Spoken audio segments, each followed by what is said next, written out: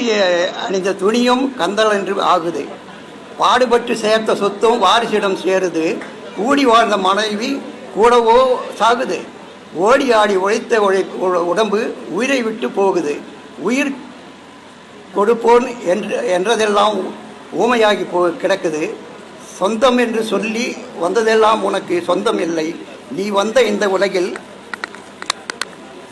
அவன் தந்த உடம்பில் சொந்தம் என்பது ஏதடா, தங்கி செல்லும் வழி போக்கன் நீயடா அப்படின்றாரு. யார் சித்தர்ன்னு தெரியாது எனக்கு. அவர் சொன்னது எது சொல்கிறேன். சரி, இந்த பட்டினத்தார் சொன்னது நேற்று கூட நான் பட்டினத்தாரை பற்றி பேசணும். ஏன்னா நிறைய சித்தர்கள் வந்தாங்க, நிறைய மகான்கள் வந்தாங்க. ஆனால் பட்டினத்தார் மாதிரி ஒரு சராசரி பாமரை மக்கள் எப்படி இந்த உலகத்தில் ஜனனம் ஏன் இறக்குறான், அவனுடைய உறவுகள் அவனை என்ன பண்ணுது அப்படின்றத வேற யாருன்னு சொல்லுவாங்க. இன்றைக்கி பண்டாரம் நிறைய இந்த சாவுகள் நடக்குதில்லை. அந்த பண்டாரங்கள் பாடுறதே பட்டினத்தாரனுடைய பாடல் தான். அன்னை இட்ட தீ அடி வயிற்றிலே, முன்னை இட்ட தீ முப்புறத்திலே, பெண்ணை இட்ட தீ தென்னிலங்கையிலே, அண்ணன் யானம் இட்ட தீ மூழ்கும் போது இல்லையா. ஐயர் என்று திங்களாய் அங்கமெல்லாம் ஒன்று பட்டு பையில் வரப்போதே பரிந்தெடுத்த தாய்க்கு கையில் வரப்போதே பரிந்தெடுத்த தாய். அப்போ அந்த தாய் செத்தது கூட பாடணும். அப்படிப்பட்ட இந்த பாடல். ஆனால் இந்த பாடல்ல அவர் நமக்கு சொல்றது என்னன்னு நம்ம பார்க்கணும். இந்த சொந்த பந்தங்கள்லாம் இருக்குது. இதனால உனக்கு ஏதாவது ஒரு உயிருக்கு நன்மை உண்டா? இல்லை. ஆனா இந்த உடலை ஓடி ஒழிச்சு இந்த ஊருக்கெல்லாம் போட்டுது. இதனால உனக்கு ஏதாவது நன்மை உண்டா? இல்லை. அப்போ உனக்கு எதுதான் நன்மை, நீ எதை தான் செய்யணும் அப்படின்றத மட்டும்தான் நம்ம தெரிஞ்சுக்கணும். மற்ற எல்லா விஷயத்தையும் உலகத்தில் இருக்கிற விஷயத்தெல்லாம் நம்ம தெரிஞ்சுக்கிறோம். ஆனா நம்ம உயிருக்கு எது நன்மை, நமக்கு எது தேவை, அது மட்டும்தான் தெரிஞ்சுக்கிறது இல்லை உலகத்தில். இதை ரொம்ப அழகா வால்மீகி சொல்லுவார். இந்த உயிர்ல மனிதனுடைய உடல்ல நினைவுகள் கோடி, 72,000 நாடி நரம்புகள் இந்த உடம்புல ஓடின்னு இருக்குது. இது ஓடுறதால நம்மளுக்கு ஏக்கம் நடந்துருந்தது. இந்த ஏக்கத்தால நம்ம நடமாடின்னு இருக்கிறோம். இந்த நடமாட்டத்தால நமக்கு உறவுகள், மனைவி, மகன், குழந்தை, குட்டி எல்லா சொந்த பந்தங்கள் உருவாகுது. ஆனால் இது உள்ள இருக்கிற உயிருக்கு எது சொல்லும்? அந்த உயிரை தேட மறந்துடுறோம். நம்ம உடல் மேல நம்ம 1000 நினைவுகளை உண்டாக்கிக்கிறோம். ஆனா அந்த உயிருக்கு நினைவு உண்டாக்குறதில்லை. நான் கொடுக்குற உபதேசங்கள் உடலை பத்தியே நான் யோசிக்கிறதே கிடையாது. ஏன்னா உடல் அழிய போகுது, அதை மண்ணுக்குன்னு போகுது. அதனால ஒரு நன்மையும் இல்லை மனிதனுக்கு. ஆனா அந்த உடலை வச்சுதான் அந்த உயிரை பதப்படுத்தணும். இத ரொம்ப அழகா சொல்லுவாரு சிவவாக்கியர். ஓடம் உள்ள போது ஓடி உலாவலாம், ஓடம் உள்ள போது உறுதி பண்ணி கொள்ளலாம்.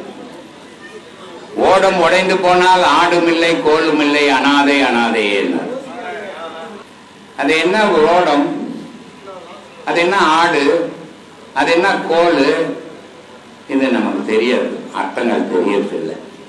அதை தெரிஞ்சுக்கிறதுக்கு விரும்புறதில்லை. ஏன்னா நம்மளுடைய ஆட்டமெல்லாம் காசு, பணம், உறவு, பாசம், இதுலயே நம்ம காலம் போயிடுச்சு. நம்ம உண்மையை கொஞ்சமாவது ஆராயணும், நம்ம அதை பத்தி தெரிஞ்சுக்கணும்னு நம்ம யோசிக்கவே இல்லை. ஓடம்ன்றது இந்த உடல். இந்த உடலை வச்சுதான் தெய்வத்தை நம்ம அடைய முடியும். இந்த உடல் இல்லைன்னா தெய்வத்தை அடைய முடியாது. அப்ப இந்த உடலை வச்சுக்கினா தெய்வத்தை அடையணும். தெய்வத்தை எப்படி அடையணும்? இதை வச்சுக்கணும் ஓடி உழவலாம், இதை வச்சுக்கணும் உறுதி பண்ணிடலாம். ஆனால் இந்த நேரத்தை இதை தவற விட்டுட்டோம்னா இது கீழே விழுந்து போச்சுன்னா ஆடு. ஆடுன்னா என்ன அப்படின்னா வாசின்னு அர்த்தம். கோல் அப்படின்னா என்னன்னா மூச்சின்னு அர்த்தம். அப்போ வாசி ஒரு ஜான், மூச்சு ஒரு முறம், ரெண்டுமே இருக்காதுடா, நீ அனாதையா மாறிடுவா. அப்போ அப்படிப்பட்ட நம்மளுடைய உயிரையும் நம்மளுடைய மூச்சையும் நம்ம அறிய முடியாமையே காலத்தை வாழ்ந்து காலத்தை தள்ளி என்ன பிரயோஜனம்? ஜனனம் ஒரு நாள் எடுத்தாச்சு, மரணம் ஒரு நாள் வரதான் போகுது. இந்த ஜனனத்துக்கும் மரணத்துக்கும் இடையில இறைவன் யாருன்றதை நம்ம தெரிஞ்சுக்கலன்னா நம்ம பிறந்ததை பூமியில வேஸ்ட்டு தானே. அதனால அதை அறியணும். அதை தாங்க சொல்லிக்கிறாரு. இது எதுவுமே உனக்கு சாத்தியம் இல்லையாடா, உன் உயிர் தானடா உனக்கு சாத்தியம், அதை உணராம வாழ்ந்துக்கிறேன்ற பாட்டு. முஸ்லீம் இருக்காரு, குர்ஆன் படிக்கலன்னா அவர் முஸ்லீம் கிடையாது. குர்ஆன் யாருங்க அது சொல்றாங்க. இது எல்லாரும் ஒவ்வொருத்தனும் எழுதிப்பான். பைபிள் படிக்கலன்னா அவர் கிறிஸ்டியன் கிடையாது. ஏன்னா இப்ப நம்ம வந்து 4 வேதங்கள் இருக்கு. ஒரு ஜாதி, அவர் கிறிஸ்டின் என்ற ஒரு வானத்துல குச்சாரு, முஸ்லீம் என்ற ஒருத்தர் குச்சாரு, இந்துன்ற ஒருத்தர் குச்சாரு. நீயா வச்சுக்கின பேர் தானே சாமி. நமக்கு 4 வேதங்கள் இருக்கு. நமக்கு ஒரு வேதமும் கிடையாதுங்க, ஒரு வேதமும் கிடையாது. நான் தான் சொல்றேன்னே, நான் இந்த வேதத்தையே நம்புறது கிடையாதுன்றது. மனிதன் எழுதின வேதத்தை நான் நம்புறது கிடையாது. இறைவன் எழுதின வேதத்தை மட்டும்தான் நம்புவேன் நான். உங்களுக்கு பேர் என்ன? தீனதயாளன். என் பேர் என்ன? உங்க பேரு ஏன் நான் நீ ஒரு பேர் வச்சுக்கணும், நான் ஒரு பேர் வச்சுக்கணும்?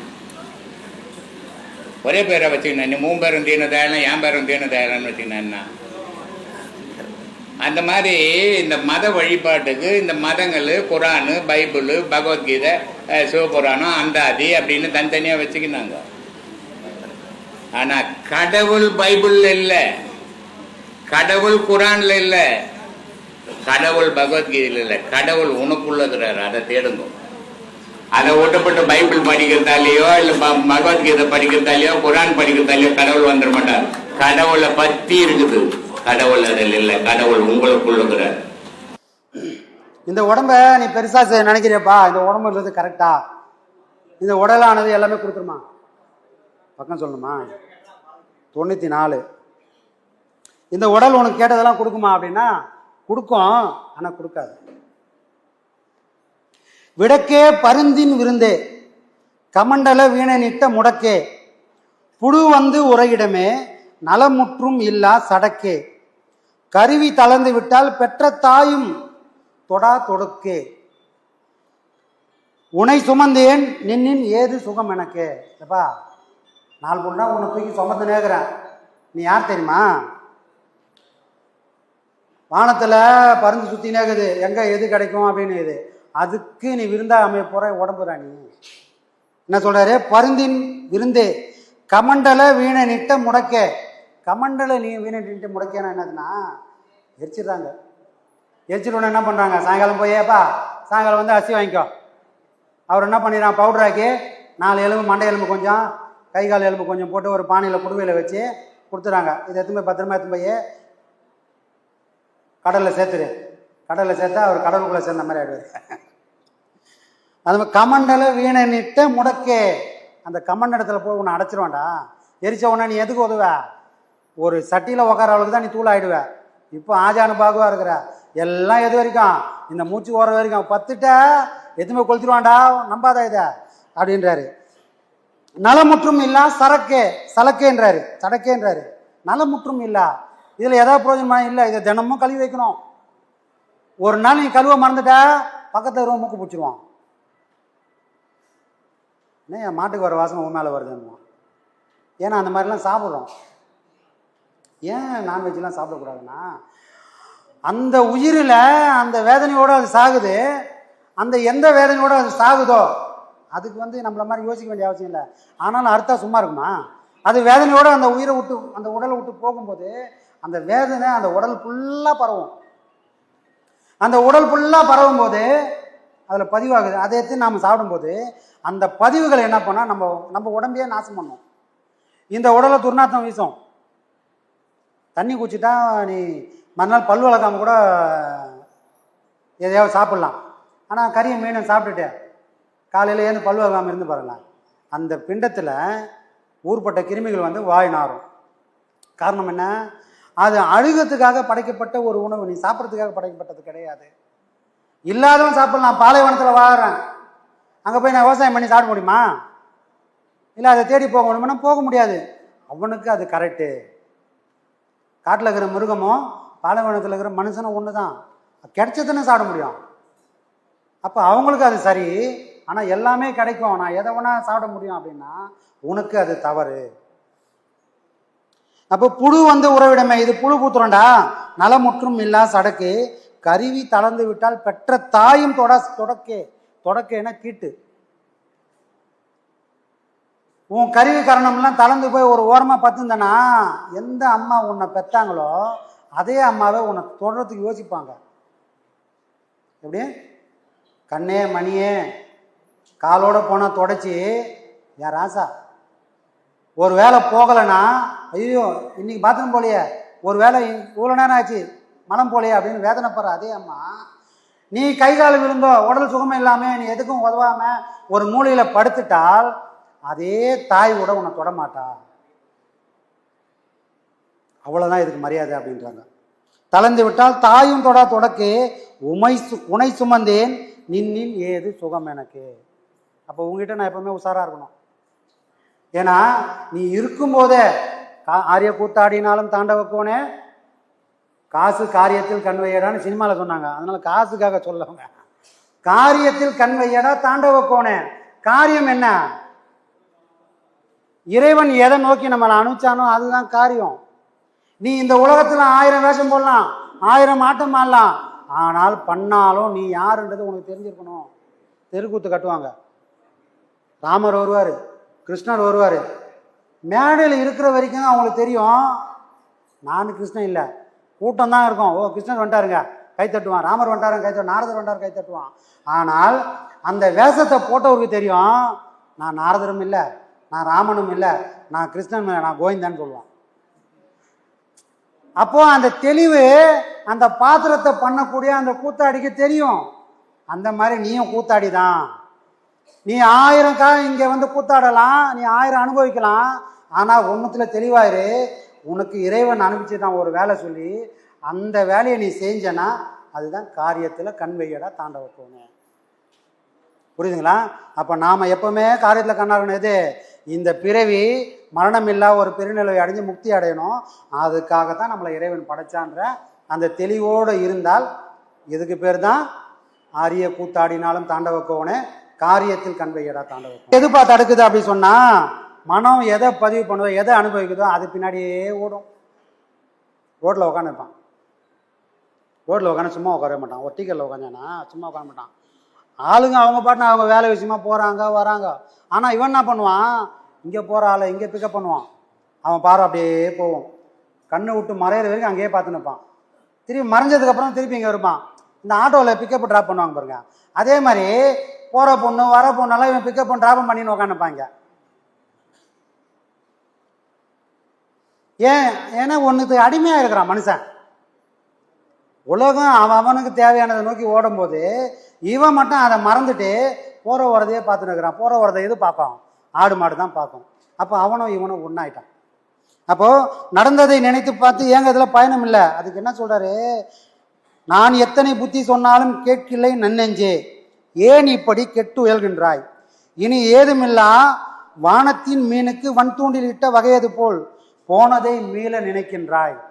உன் வாழ்க்கையில் ஏதாவது நடந்து முடிஞ்சிச்சுன்னு சொன்னால் அதை திருப்பி வர வைக்கக்கூடிய சக்தி நமக்கு இல்லவே இல்லை. அது எப்படியாப்பட்ட சக்தி? அப்போ அதை நினச்சி ஏங்குறியே, அது வராதுன்னு உனக்கு தெரியும். அது எப்படிப்பட்ட செயல் தெரியுமா? வானத்தில் இருக்கிற அந்த விண்மீனுக்கு நீ பூமியிலிருந்து தூண்டில் போட்டு அதை பிடிச்சலாம் நினைக்கிறது எவ்வளோ பெரிய மடத்தனமோ அதே மடத்தனம் தான் நடந்ததையே நினச்சி வேதனைப்படுறதும் இதுவும் ஒன்றுப்பா. இது ரெண்டுமே ஒரு நாளும் பழிக்க போகிறதில்ல, நடக்க போகிறதே கிடையாது. அப்போது இங்கே நாம் கவலையை சுமந்து வாழறதுக்காக வரல, எந்த சுமையும் தாங்கக்கூடிய மனம் பக்குவத்துக்காக தான் வந்திருக்கிறோம். அடிதான் படணும்னு விதி இருந்தால் அந்த விதியை படைச்சது நீ தான். சரியா சாமி? கவர்மெண்ட் வேலை செய்கிறோம், ஒரு 35 வருஷம் சர்வீஸ் பண்ணுறோம். நம்மளோட வருமானத்துலேருந்து கொஞ்சம் தொகையை எடுத்து வச்சு நாம் ரிட்டையர்மெண்ட் ஆனதுக்கப்புறம் அவங்க என்ன பண்ணுங்க, பல்காக ஒரு அமௌண்ட்டு கொடுத்து அனுப்புவாங்க. கடைசி நாளில் இனிமேல் வேலை செய்யும்போது உனக்கு எதுவும் உதவாது, உன் சொந்த பந்தம் அங்கே சொல்லுவாங்க, ரிட்டையர்மெண்ட் ஆகும்போதுப்பா இது வரைக்கும் நீ எப்படி எப்படியோ வாழ்ந்துட்ட, இது வரைக்கும் நீ சம்பாதிச்ச பணம் பொண்டாட்டி பிள்ளைங்களெல்லாம் அழிச்சிட்ட, இப்போ உனக்கு இந்த கம்பெனியாக பார்த்து உன் உழைப்புக்கு மரியாதை கொடுத்து உன் எதிர்காலத்துக்காக ஒரு அமௌண்ட்டு கொடுக்குறோம், இதை நீ பத்திரமா பார்த்துக்கோ, சேவிங்ஸில் போட்டுக்கோ, உன் எதிர்காலத்தை இதையே நீ அழைச்சிட்டு போனேன்னா உன்னை காப்பாற்ற ஆள் இருக்காது அப்படின்னு சொல்லி அவங்க அனுப்புகிற மாதிரி இங்கே இவர் சொல்கிறாரு. புரியுதுங்களா? இங்கே கவலைப்பட்டு எதுவும் ஆக போகிறதே இல்லை, நடந்ததை ஏற்றுக்கின்னு போய்கிட்டே இருக்கணும். அப்போது இந்த விதின்றது அங்கே நான் 35 வருஷம் சர்வீஸ் பண்ணால் டெபாசிட் வந்தால் அனுபவிக்கிற மாதிரி இங்கே எதையெல்லாம் செஞ்சோமோ அதுதான் எனக்கு விதியாக மாறுது. இறைவனுக்கும் நமக்கு எந்த சம்மந்தமும் இல்லை. ஆனால் நம்ம யாரை திட்டுவோம்? யார் இழிச்சவாயினோ அவனை தான் திட்டுவோம். உலகத்தை இழிச்சவன் யார்? இறைவன் மட்டும்தான். நல்லா இருந்தாப்பா, இந்த மாதிரி ஒரு வாழ்க்கை யாருக்குமே கொடுக்கல. எப்பா என்னை எப்படி நீ தேர்ந்தெடுத்த அப்படின்னு யாராவது கேட்பாங்களா? நான் சுகமாக இருக்கிறேன், உனக்கு நன்றி யாராவது சொல்லிக்கிறோமா? யாரும் சொன்னதே கிடையாது. ஆனால் ஒரே ஒரு தலையில் ஒரு நாள் ஒரு கொட்டு கொடுத்தாங்கன்னு வச்சுங்களேன், இடியே விழுந்த மாதிரி எல்லாரும் நல்லா இருக்கிறோம், என்னை ஏன்டா அப்படி பாடாப்படுத்துறேன்னு கேள்வி கேட்குறோம். இதுக்காக நம்ம பிறக்கல. இதுக்கு காரணமாக அவன் இல்லை. அவன் படைச்சிட்டு அவன் பாட்டுன்னு அக்கடான்னு தவம் இருக்கிறான். சிவமேன்னு தவம் இருக்கிறான். நாம தான் அதை மறந்துட்டு இறைவனை நோக்கி போகிறோம். நம்மளுடைய பாவ புண்ணியம், நம்மளோட கஷ்ட நஷ்டத்துக்கு எல்லாத்துக்கும் காரணம் நாம மட்டும்தான். அஞ்ச கரமெனும் கோடாளி கொண்டிருந்த ஐம்புலனாம் வஞ்ச புலக்கட்டை வேறற வெட்டி வளங்கள் செய்து விஞ்சை திருத்தி சதாசிவம் என்கிற விதையிட்டு புஞ்ச களை பறித்தேன் வளர்த்தேன் சிவபோகத்தையே. விவசாயம் பண்ணுறாங்க. அவர் என்ன பண்ணுறாரு? மண்ணை நல்லா உழுதுறாரு. உழுதுட்டு நெல்லை விதைக்கிறாரு. அவர் நெல்லை விதைச்சாரு. அவர் இந்த கட்டாந்தரையாக இருந்த ஒரு விஷயத்த பக்குவப்படுத்தி எதை போட்டாலும் முளைக்கக்கூடிய ஒரு சக்தி கொண்டு வந்து அவர் ஆசையாக விதைக்கிறார். விதைச்சதெல்லாம் முளைக்குது.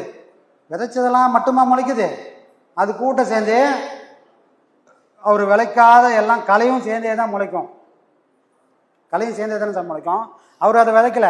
ஆனால் இந்த மண்ணுக்கு அந்த சக்தி உண்டு. நீ போட்டா என்ன போலனா எனக்குள்ள சக்தி இருக்குது, நான் எல்லாத்தையும் முளைக்க வச்சிருவேன்னு அது களையும் சேர்ந்து விளைக்க வைக்குது. அப்போ நாம் என்ன பண்ணுறோம்? அவர் என்ன பண்ணுறாரு? களையை பறிக்கிறதுக்குன்னு அவர் இறங்குறாரு. அந்த மாதிரி இந்த மனம் நல்லதை மட்டும் உள்ள வாங்கல, அதை அறியாமலே கெட்டதையும் உள்ள வாங்குது. ஆனால் நீ ஒரு விவசாயி மாதிரி இருக்கணும். வணக்கம் சாமி. நாங்கள் திண்டுக்கல்லேருந்து வர்றோம் சாமி. சரி. வந்து உபதேசங்கள்லாம் வாங்கியிருக்கோம். வந்து உபதேசங்கள் வாங்கியிருக்கேன் சாமி. நானும் சின்ன வயசுலேயே கோவில்கள், இந்த உழவர பணிகள், இந்த சேவைகள் இதுகளுக்கெல்லாம் போயிருக்கோம் சாமி. அங்கே இந்த மாதிரி ஆன்மீக உபதேசங்கள் உபன்யாசங்கள்லாம் கேட்போம். அப்போ அவங்க எல்லாம் வந்து என்ன பேசுகிறாங்கன்னா, நீங்கள் சொன்ன மாதிரி கடவுளை பற்றி பேசுகிறாங்க. அப்புறம் இந்த கோயில்களுக்கு போனால் கல்யாணம் நடக்கும், இந்த போனால் பணம் கிடைக்கும், பதவி கிடைக்கும், இப்படி உலக வாழ்க்கை ஆசைகளே தான் பேசுகிறாங்க இல்லையா? உங்களை மாதிரி மனிதனாக எதுக்கு பிறந்தோம், கடவுளை எப்படி அடைகிறது, எப்படி பாவங்களை தீர்க்கிறது, எப்படி அமைதியாக வாழ்கிறது, இதை பற்றி வந்து ரொம்ப நீங்கள் தான் பேசுகிறீங்க. உலகத்திலேயே நீங்கள் வந்து கடவுளோட மனுஷ மனம் வந்து உலக மக்களை ஏமாற்றி நம்ம புகழ் தேடிக்கணும்னு நினைக்கிறோம். ஆனால் எந்த புகழும் இந்த உலகத்தில் நிற்க போகிறதில்ல, கடவுள் புகழை தவிர. கடவுள் ஒருத்தனுக்கு தான் நிரந்தரமானவன், நிரந்தரமான புகழ். மனிதனுக்கு நிரந்தரமான புகழ் கிடையாது, நிரந்தரமான வாழ்க்கை கிடையாது. எல்லாமே ஒரு பொய்யான வாழ்வு வாழ்ந்துன்னுக்குறோம். இதில் போய் அடுத்தவனை ஏமாற்றி என்ன பயன் கிடைக்க போகுது? உனக்கு என்ன லாபம் கிடைக்க போகுது? நேற்று கூட நம்மக்கிட்ட கடலூர்லேருந்து ஒரு 5 பேர் வந்திருந்தாங்க. வந்துட்டு அவங்க என்னப்பா விஷயமா வந்தீங்கன்னா, அது நேற்று பௌர்ணமியெல்லாம் முடிச்சுட்டு ஜனங்கள்லாம் போயிட்ட பிறகு வந்தாங்க. அவங்க காரில் என்ன விஷயமா வந்தீங்கன்னு கேட்டேன். இது மாதிரி சாமி பையனுக்கு வேலை கிடைக்கலன்னு. நான் என்ன எம்ப்ளாய்மெண்ட் ஆஃபீஸை வச்சுக்கிறேன். ஒரே வார்த்தை சொன்னேன், இங்கே அதுக்கெல்லாம் இடமே கிடையாது. இந்த மந்திரம் பண்ணுறது, தகடு கொடுக்குறது, தாயத்து கொடுக்குறது, குறி சொல்கிறது, என்கிட்ட வந்துட்டின்னா உனக்கு வேலை கிடச்சிடும், என்கிட்ட வந்துட்டுனா உனக்கு கல்யாணம் ஆகிடும், என்கிட்ட வந்துட்டுனா உனக்கு எல்லாம் ஓன்னு வாழ்ந்துடுவேன், இந்த மாதிரி ஏமாத்துற வேலையெல்லாம் நான் பண்ணுறது கிடையாது. ஏன்னா எவனாலையுமே எவன் வாழ்க்கையும் சீர் பண்ண முடியாது. அவன் விதிப்படி தான் அவன் வாழ்க்கை அமையும். யார் எவ்வளோ முயற்சிகள் பண்ணாலும் அந்த முயற்சியே விதியினுடைய அடிப்படையில் தான் நடக்கும். அப்படி இருக்கும்போது என்கிட்ட வா வேலை கட்சிடும், உங்ககிட்ட வா வேலை கட்சிடும், என்கிட்ட வா கல்யாணம் பண்ணிடணும், அதை எப்படி பண்ணிட முடியும்? உலகத்தில் அப்போ துன்பமே இல்லாமல் வாழ்வான் மனுஷன். இது அறியாமையில் இந்த ஜனங்களை ஏமாத்துறதுக்கு வழி. அது பண்ணக்கூடாது. அதில் பண்ணி நீ என்ன சாதிக்க போற? நீ என்ன ஒரு 1000 வருஷமா வாழ போற? ஒண்ணுமே இல்லையே. நீ 50 வருஷம் 100 வருஷத்துல செத்து தானே போக போற. அந்த சாவர வரைக்கும் நல்லதை சொல்லு மக்களுக்கு, அந்த சாவர வரைக்கும் நல்வழிப்படுத்து மக்களுக்கு. அந்த சாவர வரைக்கும் உன்னால முடிஞ்ச நன்மையை செய். அதை விட்டுட்டு ஏமாத்தி அவங்ககிட்ட பணம் பறிச்சு என்ன சாதிச்சிட போற? சரி, ஒரு 10 கோடி ரூபாய் உங்ககிட்ட கொடுத்தா நீ என்ன பண்ணிட்டு போற? என்ன பண்ண முடியும்? பேப்பரை பார்த்துன்னு பொட்டியில வச்சுருக்க வேண்டியது தானே, வேற என்ன சாதிப்ப நீ? ஒண்ணுமே சாதிக்க முடியாதும்மா. வாழ்க்கையில மனிதன் சாதிக்க வேண்டிய விஷயம் 2 விஷயம் தான்மா. ஒன்னு வாழ்க்கையில சாதிக்கணும், இன்னும் கடவுள்ல சாதிக்கணும். இது 2 தான் மனுஷன் சாதிக்க வேண்டிய விஷயமே. மத்தெல்லாம் எதுவும் சாதனை இல்லை, அதெல்லாம் இயல்பா நடக்கிற விஷயம். இந்த 2 சாதிக்கவே முடியாது, ரொம்ப கடினமானது. வாழ்க்கையும் ஒருத்தர் ஆரம்பத்துல இருந்து அந்த முடிவு ஒரு 60-70 வயசு வரைக்கும் வாழறதுக்குது, அது ரொம்ப கடினமான வாழ்க்கை. அது பிள்ளைங்களை பெற்றுக்கணும், மாமியார் மாமனாரை பார்க்கணும், குடும்ப செலவை பார்க்க, எல்லாத்தையும் பார்த்து வாழறது ரொம்ப கடினம். அதுக்கு அடுத்தபடியா கடவுளை பார்க்கறது அதை விட கடினம். இந்த 2 தான் மனித வாழ்க்கையிலே கடினமானது. இந்த 2 தான் சாதிக்க வேண்டிய விஷயம். மற்றதெல்லாம் சாதிக்கிற விஷயம் இல்லம்மா, ஏமாத்துற விஷயம். அது எதுக்கு நமக்கு சொல்லு? கடவுள் வழிபாடுன்றது அன்புலையும் உண்மையிலையும் தான் இருக்குது. பொய் பேசி அடுத்தவனை ஏமாத்தி பணம் பறிச்சு என்ன சாதிச்சிட போறேன்ற? நீ எதையாவது பணம் எடுத்துன்னு போகும்போது போனீங்கன்னா நான் ஒரு 1000 ரூபாய் எடுத்துன்னு வந்துக்கிறேன், இந்த உலகத்துல சம்பாதிச்சேன் அப்படின்னு சொல்ல முடியுமா? ஒரு பிடி மண் இந்த உலகத்துல இதுவரைக்கும் எவனாவது தொட்டு இருக்கிறானா? எவனுமே தொடலையே. வாழ்ந்தது கடவுள் படைப்பு இந்த பூமி. இதுல நமக்கு வாழறதுக்கு இறைவன் எல்லாத்தையும் படைச்சு இருக்கிறான். வாழ்ந்துட்டு போனமே தவிர அடுத்தவனை ஏமாத்திட்டு போக கூடாது. போறதால ஒரு பயணம் கிடையாதுமா. சொல்லுமா. ஆமாங்க சாமி, அதான் உங்ககிட்ட பேசுறதே கடவுள்கிட்ட பேசுற மாதிரி சந்தோஷமா இருக்கு சாமி. இங்க வர்றவங்க எல்லாரும் ரொம்ப புண்ணியம் பண்ணி இருக்கணும், கொடுத்து வச்சிருக்கணும். அவங்கதான் இங்க வர முடியும். கடவுளுக்கு அடுத்தபடியே நீங்க தான் சாமி. கடவுளாவே நினைக்கிறேன். எனக்கு மகா பாக்கியம் உங்ககிட்ட. நானும் 2-3 உபதேசம் வாங்கிட்டேன் சாமி. வர்றப்பெல்லாம் பேசுற ஒரு தைரியம் இல்லாம இருந்துச்சு. இந்த பயிற்சி பண்ண அந்த தைரியமும் ஒரு மன தெளிவும் ஒரு தெம்பும் தெளிவு வரும். உண்மை தெரியும், இதுதான் உண்மை இதுதான் பொய் என்பது கரெக்டா தெரிஞ்சிடும், பிரிச்சிடும். இப்ப அதெல்லாம் கிடைச்சிருச்சு சாமி. உண்மை ரொம்ப சந்தோஷமா, நல்ல விஷயம். இப்படி உன்ன மாதிரியே எல்லாரும் தெரிஞ்சுக்கணும், எல்லாரும் தெளிவடையணும். அதை தான்மா நான் பண்ணின்னு இருக்கிறேன். அது என் உடல்ல உயிருக்கிற வரைக்கும் அந்த செயலை செய்யறீங்க. மலேசியாவில இருந்து ஒரு அம்மா வந்திருந்தாங்க நேற்று. அந்த அம்மா சொல்றாங்க, சாமி மலேசியாவில் உலகத்திலே மாந்திரிகத்துல மலேசியா தான் முதல், அதுக்கு அடுத்ததான் கேரளா. ஆனா தடிக்கி விழுந்த அந்த மாந்திரிகத்துல போய் 5000, 10,000, 50,000, 1 லட்சம், 5 லட்சம் கொடுத்து அந்த மலேசியா மக்கள் ஏமாந்து போயே இருந்தாங்க.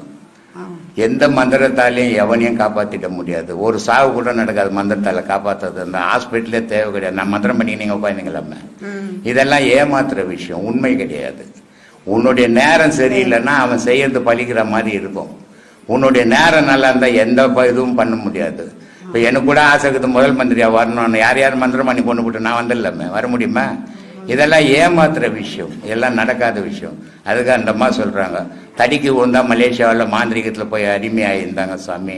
உங்களுடைய பேச்சு மலேசியாவில் மாந்திரிகம்ன்றதே தலைகீழ மாறி போச்சு.